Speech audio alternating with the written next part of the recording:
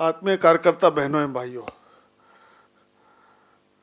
ये बैठक थोड़ा कामकाजी बैठक ज़्यादा है और इसलिए इसमें भाषण कम, कामकाज ज़्यादा होना चाहिए। लेकिन जो मंच पर उपस्थित हैं उनके लिए भी कुछ काम चाहिए, इसलिए हर एक को कुछ ना कुछ बोलना इसकी शायद आवश्यकता रहती है। तो मैं थोड़ा संक्षेप में कुछ विषय रखूंगा। सर्वप्रथम तो तरुण चुग जी अभी बोल रहे थे मेरे बारे में परिचय कराते समय, पितृतुल्य भ्राता तुल्य, हमको बहुत प्रेम करते हैं। पिता और भाई डांटने का काम करती है, माँ प्रेम करने का काम ज्यादा करती है। तरुण जी सुधार लिया ना हमने।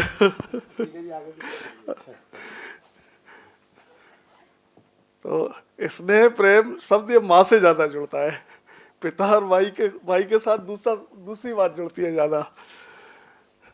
और ये बात ठीक है, संगठन मंत्री की भूमिका पिता भाई के साथ साथ माता वाली भी होती है, ये बात सही है। अभी थोड़ा संगठन और उसकी चर्चा भी हो रही थी, तो मुझे ये देखकर आश्चर्य नहीं, बहुत अच्छा लग रहा है कि बेटी बचाओ और बेटी पढ़ाओ ये एक पार्टी का आयाम है। अभी चर्चा आई कि भाई ये मोर्चा भी नहीं है, प्रकोष्ठ भी नहीं है, तो क्या है? तो एक अलग तरह की डायमेंशन है, एक अलग तरह की एक्टिविटी है, उसको आयाम कह सकते हैं, गतिविधि कह सकते हैं। और कई बार मुझे ऐसा लगता है कि आयाम और प्रकोष्ठ इसमें फॉर्मेलिटीज बहुत हो जाती है। जो एक्टिविटी है उसमें प्रत्यक्ष काम ज्यादा है, क्योंकि उसमें बहुत पद और पोस्ट नहीं है। मोर्चा बनेगा तो उसमें ये पोस्ट के लिए झगड़ा, बाकी चीजें ये सब चलता रहता है। प्रकोष्ठ बनेगा तो उसमें भी चलता रहता है। एक्टिविटी में एक टीम बनती है और वो टीम काम करना शुरू करती है। और इसलिए मेरी दृष्टि से एक्टिविटी करना ये ज्यादा सरल है। अब ये ठीक है, मोर्चे, प्रकोष्ठ, मूल पार्टी में पदाधिकारी, उसमें कई बार पद, अधिकार ये कुछ ज्यादा लगता होगा, लेकिन प्रत्यक्ष काम यदि करना है तो इन आयामों में सीधे सीधे काम है। इसलिए आयाम से जुड़े हुए सभी कार्यकर्ता, वो चाहे पार्टी के किसी भी पद पर हो, कोई भी उन पर जिम्मेदारी हो, वो ये मान के चलें कि हम आयाम के साथ जुड़े हैं, एक्टिविटी के साथ जुड़े हैं। तो हमें पद की तरफ और अधिकार की तरफ नहीं भागना, हमें प्रत्यक्ष काम करने का अवसर मिल रहा है इस आयाम के माध्यम से, ये अपना माइंडसेट एक पहला चाहिए। दूसरा भी मेरे पूर्व वक्ताओं ने कहा और मेरे शेषबुद्धि जी ने भी थोड़ी भूमिका रखी। एक शब्द हम लगातार सुनते हैं, अपनी पार्टी अन्य पार्टियों से कुछ अलग है, पार्टी विद डिफरेंस।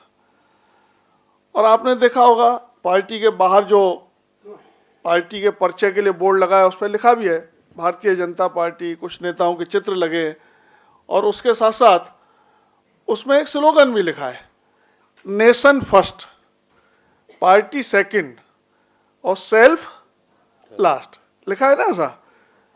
इधर भी लिखा है। अच्छा, तो मैं बोलता हूं, आप दोहराना, मेरे बोलने के बाद आप बोलना। Nation first, party second, self last, party next. चलो पार्टी नेक्स्ट हो, सेकंड नेक्स्ट, मतलब नेशन के बाद पार्टी है, पार्टी के बाद हम हैं। अब आप जानते हैं पार्टी में काम करते करते जब थोड़ा पद की इच्छा होती है, अधिकार की इच्छा होती है, चुनाव लड़ने की इच्छा होती है, तो ये एकदम उल्टा हो जाता है। सेल्फ फर्स्ट हो जाता है, पार्टी नेक्स्ट हो जाती है, और नेशन उससे भी और लास्ट में चला जाता है, शीर्षासन हो जाता है। डॉक्टर फड़के जी बता रहे हैं। तो ऐसा हो जाता है, क्योंकि जहाँ इच्छा रहती है, आकांक्षाएं रहती है, महत्वाकांक्षाएं रहती है, तो अपने बारे में आदमी ज्यादा सोचने लगता है। इसलिए मुझे लगता है कि जो माननीय राष्ट्रीय अध्यक्ष जी ने थोड़ा सोच समझकर इसको मोर्चा भी नहीं बनाया, इसको प्रकोष्ठ भी नहीं बनाया, पार्टी की पूरी सपोर्ट के साथ इसको एक आयाम नाम दिया है। ये पार्टी की एक डायमेंशन है अलग तरह की। मैंने उसको गतिविधि भी कहा है, एक्टिविटी है पार्टी की। तो जो हमारा एक मूल चरित्र है, हम राष्ट्र को प्रथम रखकर सभी चीजें सोचते हैं। कोई हमसे पूछता है इस बारे में क्या नीति है, इस बारे में क्या नीति है, इस बारे में क्या नीति है, आप हर नीति का उत्तर दे सकते हैं, विदेश नीति से लेकर आर्थिक नीति का, कि हर नीति का एक लब्बो लवाब है, भारत माता की जय होना चाहिए, राष्ट्र प्रथम होना चाहिए। आप कुछ पढ़े लिखे नहीं है, किसी नीति के बारे में जानते नहीं है, कुछ नहीं करते, तो भी एक सिंपल पार्टी के कार्यकर्ताओं के लिए है जो राष्ट्रहित में है वो अच्छा है, और हमारी पार्टी वो करती है। लेकिन एक और हमारी पार्टी की विशेषता है, बाकी दलों में हम देखते हैं कि पार्टी है सरकार बनाने के लिए, सरकार बन जाती है तो सरकार सब कुछ करे।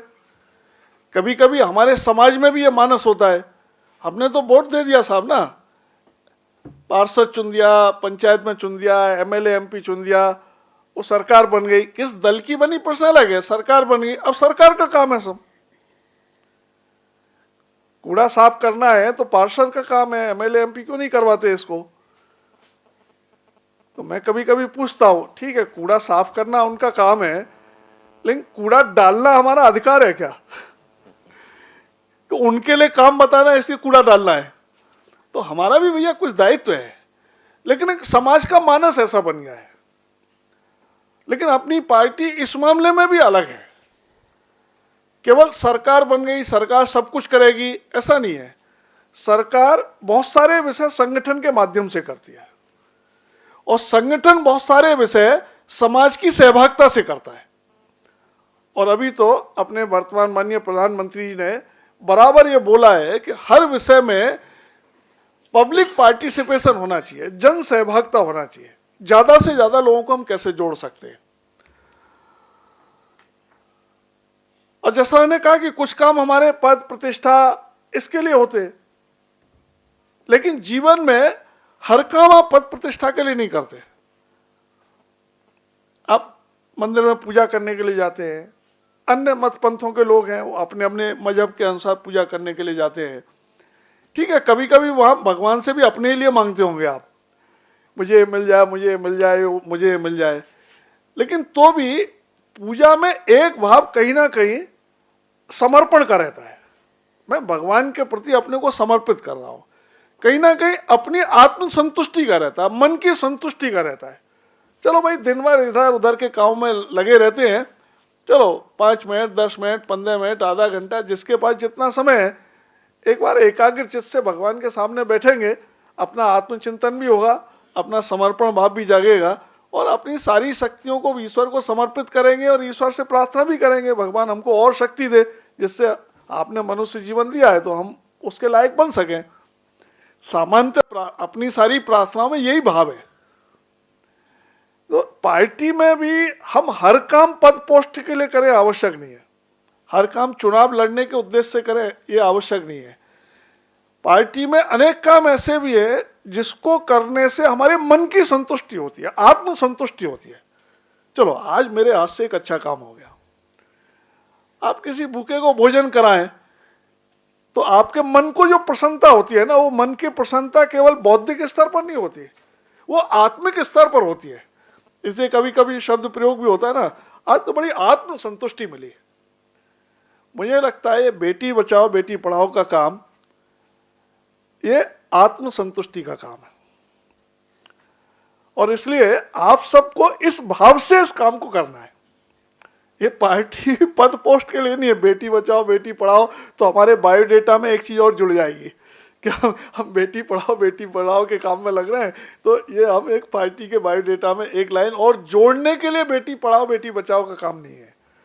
बेटी बचाओ बेटी पढ़ाओ का काम नेशन फर्स्ट करने के लिए भी है, जो मैंने प्रारंभ में कहा, क्योंकि समाज में भेद नहीं रहना चाहिए, समाज में कम ज़्यादा नहीं रहना चाहिए, समाज में ऊंच नीच नहीं रहना चाहिए।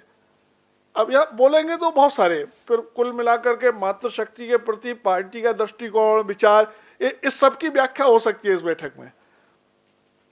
लेकिन जहां कहीं भी असमानता है, किसी भी तरह की असमानता है, वो शायद राष्ट्र के लिए उपयुक्त नहीं है, समाज के लिए उपयुक्त नहीं है। मैं इसलिए एक शब्द में बोल रहा हूं, किसी भी तरह की असमानता। और इसीलिए मानो ये महिला पुरुष का रेशियो है, बाकी बातें हैं, ये भी इसमें असमानता रहेगी तो कहीं ना कहीं समाज में विसंगतियां आती हैं, कहीं ना कहीं विकृतियां भी निर्माण होती हैं। तो हमें उनको दूर करना है तो उसके और तरीके हो सकते हैं, नियम कानून हो सकते हैं, बाकी चीजें हो सकते हैं। लेकिन एक रास्ता यह भी है कि हम सबको समान स्तर पर लाकर खड़ा करने का प्रयास करते हैं। तो उसमें से जो बातें थोड़ा दूसरी दिशा में जा सकती है, उनको हम रोकने का प्रयास अपने आप सहज रूप से कर देते हैं। और इसलिए इस बेटी बचाओ बेटी पढ़ाओ के कार्यक्रम को हम सामाजिक दृष्टि से सोचें, राष्ट्रीय दृष्टि से सोचें, अपनी आत्मसंतुष्टि की दृष्टि से सोचें। मैंने इसमें पार्टी के नहीं बोला। ये बेटी बचाओ बेटी पढ़ाओ का काम राष्ट्र के लिए आवश्यक है, पूरे समाज के लिए आवश्यक है, और अपनी भी आत्मसंतुष्टि है इसमें। इस अर्थ में इस काम को लेंगे तो काम भी ज्यादा कर पाएंगे आप, और काम करने में आनंद भी ज्यादा आएगा। तो इस अर्थ में हम इन सब बातों को सोचें, एक आग्रह मेरा आप सबसे यह है। दूसरा, ये काम अध्ययन का भी है, क्योंकि इसमें कई तरह से स्टडी भी करनी पड़ेगी। ये काम स्वयं समझने का और बाकी सबको समझाने का भी है। ये खाली आंदोलन करने का काम नहीं है। बेटी बचाओ बेटी पढ़ाओ को एक बिल्कुल एजिटेशन मोड में करना, ये भी बात कही जाएगी, लेकिन ये आंदोलनात्मक काम नहीं है। ये अपने माइंड सेट को चेंज करने का और बाकी समाज के माइंड सेट को चेंज करने का काम है। बेटी की तरफ देखने का दृष्टिकोण, ये क्या हो, एक बार उसका दृष्टिकोण ये होता है, बेटी ये लक्ष्मी है, बेटी ये भाग्य, परिवार के लिए भाग्य की बात है, आदि आदि। तो फिर जो हम करना चाहते हैं वो परिवार अपने आप ही करने लगेगा। वो बेटी को बचाएगा भी, बेटी को पढ़ाएगा भी। एक बार उसके दिमाग में आ जाए बेटी यानी क्या, तो फिर सब चीजें उस हिसाब से उसकी सोच बनती है। इसलिए माइंड सेट बदलने का काम है, अपना भी पूरे समाज का भी। और तीसरा यह है कि प्रत्यक्ष करने का काम है। पार्टी में 3 तरह के कार्यक्रम चलते हैं, संगठनात्मक कार्यक्रम चलते हैं, आंदोलनात्मक कार्यक्रम चलते हैं, और रचनात्मक कार्यक्रम चलते हैं। जब पहली राष्ट्रीय परिषद हुई थी माननीय नरेंद्र भाई के प्रधानमंत्री बनने के बाद, और माननीय राष्ट्रीय अध्यक्ष अमित भाई की भी एक तरह से पहली राष्ट्रीय परिषद दिल्ली में ही हुई थी। उसमें विशेष रूप से माननीय प्रधानमंत्री ने संगठनात्मक दृष्टि से कुछ बातें बोली थी कि हर बूथ पर एक पीएम चाहिए, कई पीएम चाहिए, यानी प्राइमरी मेंबर चाहिए, और पार्टी सरकार के कामों को नीचे पहुंचाए, आंदोलन के लिए तत्पर रहे और संगठन भी मजबूत करे, आदि आदि ये सब बातें बोली थी। लेकिन उसके साथ साथ माननीय प्रधानमंत्री जी और माननीय राष्ट्रीय अध्यक्ष जी ने एक बात और बोली थी जो कॉमन थी कि हमको राजनीतिक काम करते करते सामाजिक परिवर्तन की दिशा में भी हर एक कार्यकर्ता को कुछ ना कुछ प्रयत्न करना चाहिए। ठीक है, किसी की रुचि पेड़ लगाने में होगी, किसी की रुचि पानी बचाने में होगी, किसी की रुचि बिजली बचाने में होगी, किसी की रुचि पर्यावरण की सुरक्षा में होगी, किसी की रुचि बेटी बचाने में होगी, बेटी पढ़ाने में होगी। हम अपनी अपनी रुचि के अनुसार काम तय कर लें, संगठन भी बढ़ाए, आंदोलन भी करें, चुनाव भी लड़े, चुनावों में पार्टी को जिताए भी, सरकार बनाए, सरकार के कामों को नीचे ले जाए, जो सरकार में वो और अच्छे अच्छे सामाजिक काम करें। लेकिन इसके साथ साथ निजी तौर पर तय करें कि भाई मैं प्रत्यक्ष, जिसको सोशल सर्विस कहते हैं, हम राष्ट्र का काम कर रहे हैं, वो सब सोशल सर्विस में आ ही जाएगा, लेकिन तो भी जिसको हम एक प्रचलित भाषा में एक सोशल सर्विस कहते हैं, उसकी दृष्टि से मेरे लायक क्या काम है, तो उस काम को मैं प्रामाणिक भाव से करूंगा। और मुझे लगता है यहाँ जो बैठी हुई टीम है उसको पार्टी ने तय किया हो, चाहे बेटी बचाओ बेटी पढ़ाओ कि हमारी केंद्रीय टीम ने आपका चयन किया हो, आपके माइंडसेट को समझकर कि आपकी रुचि इसमें है या हो सकती है, तो इस काम को इस भाव से करें, ये मेरी एक आप सबसे अपेक्षा है। और कभी कभी आपको लग सकता है कि भाई हमारी रुचि शायद उतनी नहीं है, पता नहीं क्यों सोच के हमको चयन कर लिया। तो मैंने कहा अब चयन हो गया है तो रुचि बना लो भैया। मुझे एक बार संघ का एक दायित्व मिला, तो मैंने अपने वरिष्ठ प्रचारक से पूछा, मुझे लग रहा है कि मैं इसके लायक हूं कि नहीं हूं, मैं समझ नहीं पा रहा, आपने महत्वपूर्ण दायित्व दिया है तो इसको कैसे निभा पाऊंगा, ऐसा मैंने पुराने समय पूछा। तो उन्होंने बहुत अच्छी बात कही। उन्होंने कहा तुमने तो नहीं कहा ना कि भाई ये मुझे बनाओ, हमने सोच के चयन किया है तुम्हारा, तो अब तुम हो या नहीं है इसका प्रश्न नहीं है, अब चयन हो गया ना, अब उसके लायक बनाना है तुम्हारा काम है। अपने को हम जो सहयोग कर सकते हैं तुमको सहयोग करेंगे, लेकिन अब तुम्हारी जिम्मेदारी है कि उसको लायक बनाना। तो मेरा भी आप सबसे इतना ही है कि इस काम के लिए आप सबका चयन हुआ है, तो इस चयन के लिए अपने को उपयुक्त बनाना, इस काम को पद प्रतिष्ठा पार्टी की बाकी सब चीज़ों से न जोड़कर एक आत्मसंतुष्टि के भाव से समाज और राष्ट्र के लिए एक आवश्यक काम है, और पार्टी ने रचनात्मक दिशा में काम करने के लिए कहा है, हमारा इसमें चयन सहज रूप से हुआ है, तो उस अर्थ में हम इस काम को पूरी प्रामाणिकता से करेंगे। बाकी पार्टी चलेगी, संगठन चलेगा, आंदोलन चलेंगे, आप में से कुछ लोग चुनाव लड़ेंगे, कुछ लोग सरकार में जाएंगे आदि, ये एक सर्किल चलता रहेगा। लेकिन वो चलते हुए सारे सर्किल में भी इस विषय के महत्व को समझकर और इसको एक राष्ट्रीय सामाजिक जिम्मेदारी मानकर और इसमें से एक आत्मसंतुष्टि मानकर इस काम को आप सब आगे बढ़ाएं, ऐसी मेरी आप सबसे अपेक्षा है। दिन भर में कुछ कार्यक्रमों की रचना होगी, कुछ कामों की चर्चा होगी, कुछ रिपोर्टिंग भी होगी। मैं भी अभी थोड़ी देर आप सबके साथ हूँ, और संभव हुआ तो आखिर में भी एक आप सबके बीच में रहने का प्रयास रहेगा, तो और जो भी बातें होंगी उसमें हम सब लोग चर्चा करेंगे।